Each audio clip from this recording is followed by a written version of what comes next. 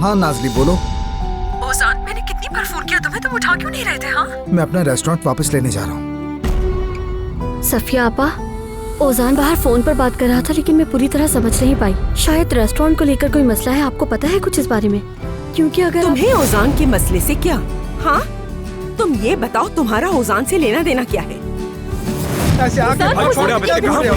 ठीक है, हमें निकलना होगा यहाँ से अभी। ओज़ान, तेवर तो देखो इसके। चुप हो जाओ तुम।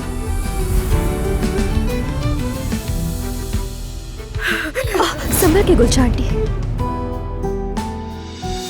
मैं रेस्टोरेंट के मालिक से मिलने आई हूँ, ओज़ान साहब से। ओज़ान यहाँ के मालिक नहीं है, बल्कि अब तो मुलाजिम भी नहीं है, उन्हें निकाल दिया गया है।